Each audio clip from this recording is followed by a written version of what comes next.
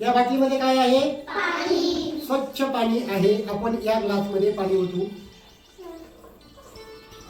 आणि काही पाणी या ग्लासमध्ये. पाणी तेच आहे. पाणी तेच आहे. आपण दोन्ही ग्लासमध्ये टाकायचं. काय कसं आहे? कोरा आणि चांगला.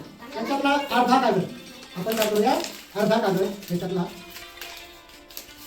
या पाण्यामध्ये. या पाण्यामध्ये कसा राहिला आहे तसाच की नाही, फक्त ओला झाला. आणि अर्धा कागद या पाण्यामध्ये. कारण हे पाणी कसं आहे? हा कागद त्या घाण पाण्याने घाण झाला आणि हे स्वच्छ पाण्यामध्ये किती वेळ बुडवला शरीराने. तसंच आहे.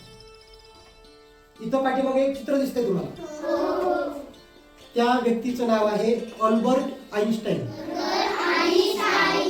अल्बर्ट आइन्स्टाईन हे खूप मोठे वैज्ञानिक होते. जगातला सर्वात हुशार व्यक्ती कोण? Albert Einstein. यांच्याबरोबर त्यांचा एक ड्रायव्हर होता आणि ते व्याख्यानाला जायचे, मार्गदर्शन करण्यासाठी जायचे. त्यांचा ड्रायव्हर ते रोज ऐकायचा आणि ऐकून ते सगळं तो ज्ञान शिकवायला म्हणाला की तुमच्या ठिकाणी मी व्याख्यानाला जातो. ते म्हटलं ठीक आहे, तू शिकलाय, पाहू आपण. तर तो त्या ज्या ठिकाणी व्याख्यान आहे त्या ठिकाणी गेला. गाडी चालवायला कोण? Albert Einstein. आणि त्यांचा ड्रायव्हर असा सूट बूट घालून तो आइन्स्टाईन बनवून स्टेजवर गेला. त्याचं स्वागत झालं आणि स्वागत झाल्यानंतर तिथं काय झालं, मग त्यांनी व्याख्यानाला सुरुवात केली. सगळ्या प्रकारचं सुंदर व्याख्यान दिलं. व्याख्यान दिल्यानंतर शेवटी खाली बसलेल्या एकामधून एक जणाने प्रश्न विचारला. प्रश्न अवघड होता, त्याला काय त्याचं उत्तर माहित नव्हतं. आइन्स्टाईन नव्हतं. आणि मग काय झालं, त्यांनी काय केलं, समयसूचकता दाखवली आणि सांगितलं या प्रश्नाचं उत्तर तर माझा ड्रायव्हर सुद्धा देईल. ड्रायव्हर कोण होता? आइन्स्टाईन. लगेच ड्रायव्हर लगेच उभा राहिला आणि त्याने त्या प्रश्नाचं उत्तर दिलं. म्हणजे आइन्स्टाईनने उत्तर. या गोष्टीवरून एकच तात्पर्य, लोकांच्या सहवासात राहिले तर तुम्ही चांगले बना, वाईट लोकांच्या सहवासात राहिले तर तुम्ही असे वाईट.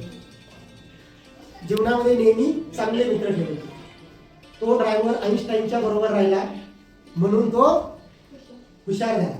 त्याला आइन्स्टाईन सारखं ज्ञान मिळालं. आणि जर आपण वाईट लोकांचे आलो तर आपल्याला सुद्धा वाईट विचार आपल्या मनामध्ये येतात. त्यामुळे नेहमी मित्र सोबती नेहमी बोलतो चांगले ठेवायचे. भांडण करतो, चोरी करतो, अशा मित्रांच्या बरोबर राहायचं नाही. म्हणून म्हणतात द्राक्षाचा वेग कडुलिंबावर गेला, कडू तोही झाला संग. कडुलिंबाबरोबर गेला द्राक्ष तर तोही कडू झाला. तर आपल्याला कडू व्हायचं का गोड व्हायचंय? गोड व्हायचं, चांगलं व्हायचं. मग चांगलं होण्यासाठी चांगले मित्र